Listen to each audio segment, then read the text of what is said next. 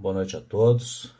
Quero aqui cumprimentar a excelentíssima juíza Margarete, presidente desse notável e distinto tribunal, onde temos a honra e a satisfação de estar mais uma vez.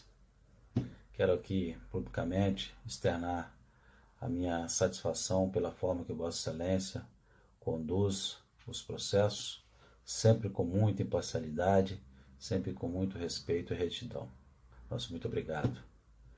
Quero cumprimentar ao membro do Ministério Público, Dr. Eustáquio, a quem temos enorme admiração e respeito pelo trabalho que tem desenvolvido também na nossa cidade. Estivemos em muitas oportunidades em lados opostos, mas nem por isso deixo de admirar o trabalho do senhor. Quero cumprimentar aqui os colegas da minha equipe, que se debruçou sobre esse caso com muito afinco, dedicação, buscando subsídios, que vai com certeza auxiliar aos jurados aqui presentes a tomar as decisões mais acertadas possíveis. A família da vítima, do senhor Rogério Bezerra, não posso deixar de agradecer pelo voto de confiança, pela credibilidade que nos dá para aqui trazermos subsídios, os argumentos necessários para que os jurados tomem a decisão e que a justiça seja feita nessa noite. Então, senhores jurados, finalmente, nosso muito obrigado e nosso muito boa noite pela presença de todos. E queremos, como já disse, dar aos senhores subsídios necessários e suficientes para que os senhores, com a consciência tranquila, possam tomar a decisão mais acertada que esperamos, que é a condenação do senhor José Antônio, vulgo Bacalhau, que, de maneira fria, de maneira covarde, veio tirar a vida do senhor Rogério. Consequentemente, tirou o bem maior dessa família e jamais conseguirá repor essa perda. Mas possivelmente sairá daqui nessa noite com o sentimento de justiça realizada. Poderão então retomar a vida, escrever uma nova página, mesmo sem a presença desse pilar tão importante. Porque na qualidade aqui de defensores da família, da vítima e acusação do réu, debateremos nessa noite sobre um crime ocorrido no município de Itupaceretã, onde de forma cruel e por motivo fútil, o senhor Antônio, o vulgo Bacalhau, com uso de arma de fogo, ia tirar a vida do senhor Rogério Bezerra, que era funcionário do IBAMA, que não teve a mínima chance de se defender. Crime esse tipificado conforme o artigo 121 do Código Penal, que diz: por motivo fútil, a traição, de emboscada ou mediante simulação ou de outro recurso que dificulte ou torne impossível a defesa do ofendido, para assegurar a execução, a ocultação, a impunidade ou vantagem de outro crime. Então, senhores, nós passaremos a palavra para o Dr. William, que dará continuidade ao trabalho dessa acusação, apresentando os detalhes sobre os fatos, a quem agradecemos e passamos a palavra. Muito obrigado. Obrigado, Sr. Jorge. Então, senhores do júri, agora iremos conhecer quem é o Sr. José Antônio, vulgo Bacalhau, e iremos provar que ele é sim o assassino por trás da morte do Sr. Rogério. Bom, o Sr. José Antônio tem uma história conturbada que mostra que por trás daquele simples homem há sim um assassino cruel, sem escrúpulos, que o simples ato de matar é tratado com simplicidade, algo sem importância. Mas bom, o Sr. José Antônio, no passado, já assassinou seu vizinho e, pasmem, seu melhor amigo, o Sr. Ataíde, que foi morto a facadas pelo Sr. José Antônio, que após o ato enterrou seu amigo nos fundos de seu próprio sítio. Mas se já não fosse o bastante, o Sr. José Antônio carrega mais um cadáver em suas costas. Esse ocorreu antes mesmo do Sr. José Antônio ter assassinado o Sr. Ataíde. Bom, um andarilho passava pela cidade e acabou cruzando os arredores do sítio do Sr. José Antônio. Bom, o andarilho pediu comida a ele, que deu parte de sua comida para o andarilho, que decidiu comer junto com o Sr. José Antônio. Bom, no meio da refeição, o andarilho fez um breve comentário referente à comida do Sr. José Antônio, que não estava de seu agrado. Esse simples comentário foi o suficiente para o Sr. José Antônio mostrar seu verdadeiro rosto, e sim assassinar esse andarilho com uma machadada na cabeça. Bom, este homem que trata o ato de matar com tanta simplicidade, algo sem importância, merece sair impune, merece sair sem ser punido pelos seus atos? Bom, eu estou aqui para trazer a justiça a esse homem, trazer a justiça pelo que ele fez, trazer a justiça a quem não está mais entre nós, o Sr. Rogério, que era um homem honesto, um homem trabalhador, um pai de família, senhoras e senhores, um pai, e também um marido. Bom, essa é a história do Sr. José Antônio, vulgo Bacalhau. E agora eu vou passar a palavra para o doutor. Boa noite a todos. Agradeço as palavras do meu colega Dr. William. Hoje entenderemos um pouco da mente do Sr. José Antônio.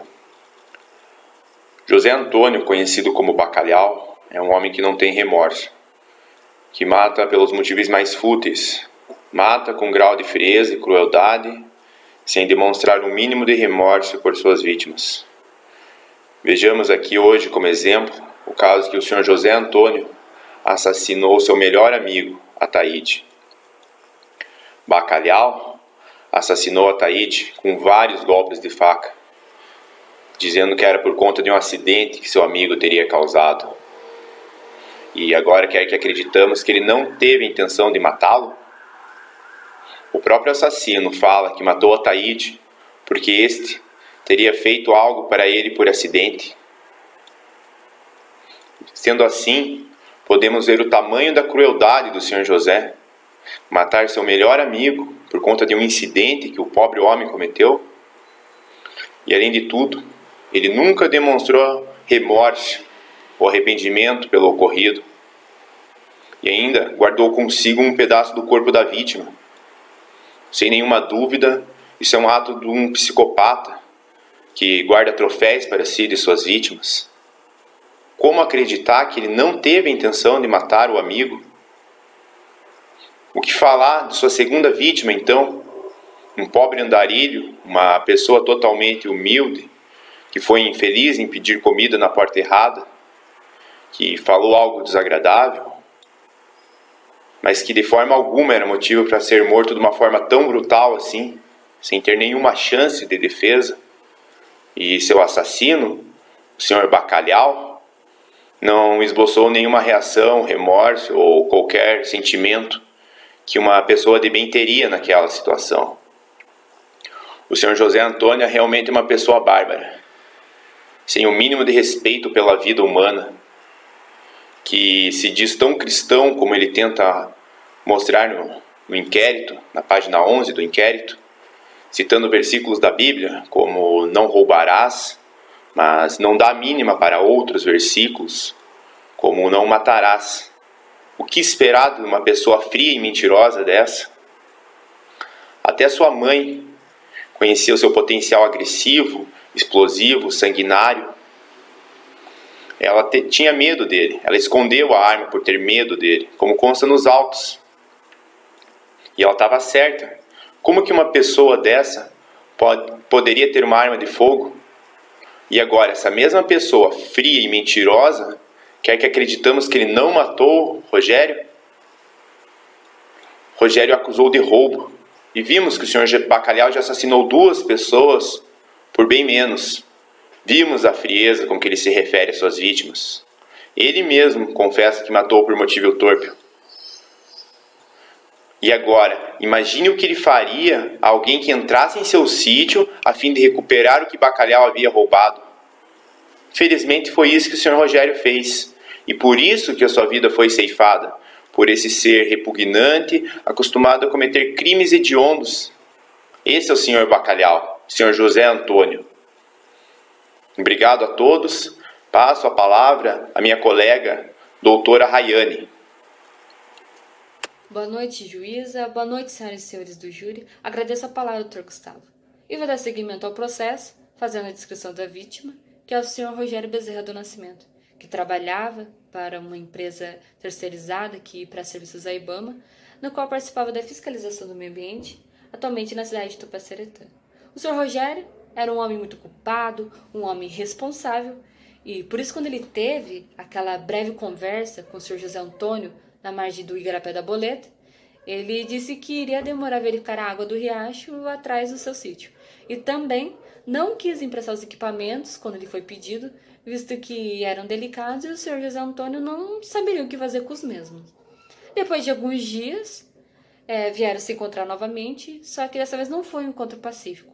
Mas deixando claro que, diferentemente do senhor José Antônio, o senhor Rogério só era de perder a paciência com coisas pertinentes. E neste dia, coincidentemente, os equipamentos sumiram da caminhonete na ausência dele. Justamente quando o senhor José Antônio, que antes não havia se contentado, se encontrava no local. E, como se não bastasse, teria ficado espiando esses tais materiais. Claramente, então, o senhor Rogério o acusou de ladrão, mas sem exercer nenhuma violência, ao contrário do senhor José Antônio, que, se não tivesse sido contido, teria partido para cima. Ficou-se sabendo depois que o senhor Rogério teria pedido um mandado para ir até a residência do senhor José Antônio, mas este foi negado. Então, ele, sabendo que a polícia já teria arrombado a porta, ele aproveitou para passar lá quando voltava de uma fiscalização. Como ele gostava de caminhar e aproveitava o ritmo lento da cidade para resolver suas coisas a pé, ele combinou com o teu guia que voltaria andando para o hotel.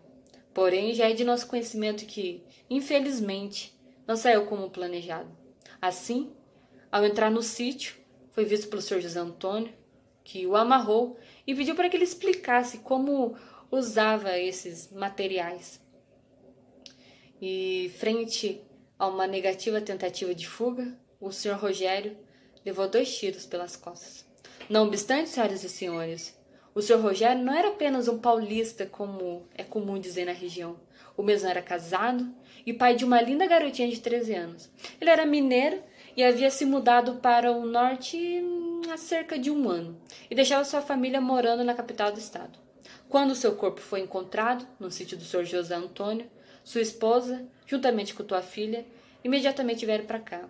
Mas dessa vez não foi para um reencontro feliz, nem mesmo para matar a saudade que, infelizmente, agora será eterna. E a despedida teve de ser definitiva. Assim eu peço que não se esqueçam, não morreu apenas um homem. Morreu um amigo, morreu um marido, morreu um pai. E essas pessoas que o perderam, no momento, carregam nos olhos lágrimas. E dentro do coração um só desejo, o de justiça. Agora eu deixo a palavra com a doutora Ana Luísa. Boa noite, excelentíssima senhora doutora juíza de Direito, e boa noite aos jurados que hoje estão presentes neste tribunal. Eu, Ana Luísa, venho por meio desta acusação esclarecer o contexto histórico da cidade e dos fatos de Tupaceretã presentes nos autos do processo. As acusações das quais nos referimos anteriormente são pautadas em contextos vivenciados pelo réu José Antônio, hoje conhecido como Bacalhau, na cidade de Tupaceretã, cidade esta onde aconteceram todos os fatos ocorridos. Fatos dos quais, excelentíssima, passaram a ser ignorados. Estamos nos referindo aos 3 casos de assassinatos cometidos pelo réu José Antônio, onde 2 deles já se encontram em andamento. José Antônio, após cometer estes 2 casos que já estão em andamento, os enterrou em suas terras, tirando o direito de ser feita justiça por aqueles que sofreram em suas mãos. Mãos essas, hoje sendo vistas por todos aqui presentes no tribunal, sujas de sangue. O primeiro crime aconteceu em suas terras e o segundo também. Terras onde José Antônio tira seu sustento, mas também são terras onde ele pratica seus atos de brutalidade. e depois os enterra, como se desse até frutos. Atitude corriqueira, excelentíssima, se analisarmos o contexto histórico da cidade de Tupaceretã, onde a justiça parece não ter voz, e os crimes de extrema brutalidade são vistos pelos moradores como algo comum. Cidade pequena de poucos habitantes, com pouca segurança e punição.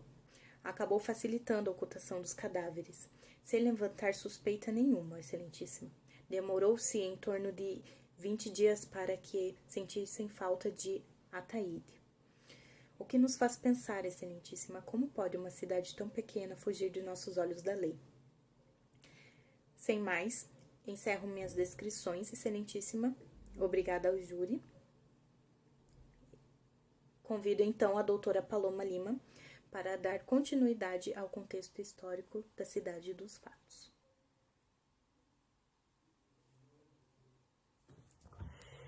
Primeiramente, boa noite, excelentíssima senhora juíza, e boa noite a todos os jurados aqui presentes. Irei estar dando continuidade ao contexto histórico da cidade e dos fatos. Ainda assim, posso ressaltar que, além de tais episódios, podemos destacar a impunidade refletida em garimpos ilegais, o que causa problemas ambientais e sociais severos. A morfologia dos rios pode ser gravemente alterada pela escavação de trincheiras e labirintos. O principal causador dos inúmeros impactos produzidos, sem dúvida, é o mercúrio, substância usada para retirar as impurezas do ouro. A garimpagem ainda causa um impacto social significativo. Milhares de garimpeiros têm invadido ao longo dos anos território, provocando assim conflitos culturais, além de grande índice de desmatamento de solo, o que devastava os recursos naturais, afetando gravemente a economia da cidade. Prostíbulos e constantes brigas, dos quais os elementos mais utilizariam facas e armas, e para os próprios habitantes seria normal esse tipo de acontecimento. Armas que nós desconhecemos seus devidos fins, ou sequer podemos afirmar que possuem legalidade escrita em papel, e não apenas de boca, como aqui é citado. As autoridades que estão aqui presentes hoje nesse tribunal, podemos destacar a demora para que o crime fosse descoberto, para que chegasse até as autoridades. E o que não nos cala seria a incapacidade dos policiais da cidade de Ituparecetã em oferecer uma pequena parcela de segurança para a população. Já que estamos expondo um caso de assassinato, por que então apareceram outros 2 casos? Salientando que o acusado confessou suas ações e detalhadamente contou com extrema clareza o local, como e quando os fez. Por mais que a cidade trouxesse um contexto histórico onde a justiça em si não era feita e possuía muitas práticas ilegais, e as mortes não seriam julgadas de maneira correta, esse fato não carrega as ações do réu José Antônio, pois as ações do mesmo não poderiam ser baseadas no contexto que a cidade traz. Como cidadão, o mesmo deveria fazer o correto. Estava nítido que a justiça da cidade só era feita quando alguém de outro estado morria, como o réu fala em seu depoimento. Ele nunca mataria um paulistano, porque se não dá certo ele seria preso. E o único motivo por qual ele ainda estaria preso, e não por os outros 2 crimes que havia sido encontrado no terreno onde o mesmo residia. Agradeço a atenção do júri, meritíssima. Muito obrigado. Passo então a minha palavra para o meu colega, Dr. Felipe. Obrigado, doutora Paloma. Boa tarde, Vossa Excelência, doutora Juíza Margarete, senhoras e senhores do júri e os demais presentes aqui nesse tribunal. Como já foi previamente salientado pela excelente equipe de acusação, já temos uma prévia noção do perfil psicológico de assassino do senhor José Antônio. Alguém que mata por motivos fúteis, de forma violenta e agressiva, e tenta atribuir valores religiosos como se lá fosse motivo para cometer tal crime. Para ser uma ideia, 3 corpos foram encontrados em posse do terreno do senhor José Antônio. A primeira vítima, um nômade, foi morto a machadadas. Teve sua cabeça acertada por um machado de forma violenta pelo senhor José Antônio. Motivo descrito pelo réu, abre aspas. Ele ofendeu minha comida. Me senti ofendido, fecha aspas. Senhoras e senhores, isso é motivo para se matar alguém? Quantos restaurantes não seriam locais de chacina se isso lá fosse motivo? A segunda vítima, seu suposto melhor amigo, morto, esfaqueado, e o pior de tudo, teve a sua orelha arrancada e guardada de lembrança encontrada em posse do senhor José Antônio. Estão entendendo o perfil psicológico desse assassino? a terceira vítima, terceiro corpo encontrado, é o do Sr. Rogério, na qual ele também é culpado, e mostraríamos isso para os senhores e para os senhores isso hoje. Para contextualizar, dias anteriores, o Sr. Rogério teria acusado o Sr. José Antônio de ter furtado um objeto, um equipamento do Sr. Rogério. Tomado pela fúria, naquele momento, o Sr. José Antônio, partiu para cima do Sr. Rogério. Se não fosse por outras pessoas ali para separá-los, ele teria matado ali mesmo. Mas como não foi possível, teve que achar um momento oportuno para que isso ocorresse. Então, senhoras e senhores, vocês estão entendendo o perfil psicológico do réu? Alguém que tem valores religiosos totalmente deturpados. É o mesmo que diz não cometer o crime de roubo porque está na Bíblia, abre aspas, não roubarás, fecha aspas. Mas não está na Bíblia o pecado de não matarás? Ou será que existe algo na Bíblia que permita que a pessoa possa matar de forma violenta, arrancar parte do corpo da pessoa e guardar de lembrança? Para concluir, senhoras e senhores do júri, e Vossa Excelência e os demais aqui presentes, hoje é uma das raras oportunidades que podemos trazer justiça. Podemos dar a mínima paz para os familiares do Sr. Rogério e para as outras duas vítimas também. Mostraremos que a justiça existe. Faremos isso, mostraremos isso para esse assassino. Confesso até que estou curioso para ouvir a defesa. Sem agir com falta de respeito, é claro, mas nunca se sabe onde iremos encontrar um novo escritor de filme de drama, na qual o réu passa a ser a vítima. Ou como será que irão limpar o histórico de um assassino? Ou como será que irão atribuir os valores religiosos de alguém que não rouba porque está na Bíblia, mas ao mesmo tempo mata, tortura, agride e enterra as vítimas umas próximas das outras como se houvesse um conceito religioso nisso tudo? Irão tentar atribuir a presunção de inocência e dúbio pro réu? Ou tentarão argumentar que não encontraram a arma do crime, mesmo o calibre, da família da arma da família do Sr. José Antônio? Acredito também, senhoras e senhores, que também terão colocar que ele confessa os outros dois crimes, mas não confessa esse. Será que irão colocar também o porquê? Falas do réu? Abre aspas. Só estou preso por causa do Sr. Rogério. Fecha aspas. Mas mostraremos que a justiça reconhece também as outras duas vítimas, embora será julgada separadamente. Para concluir, eu tenho total certeza de que a justiça será feita hoje. Livraremos a sociedade desse assassino frio e cruel.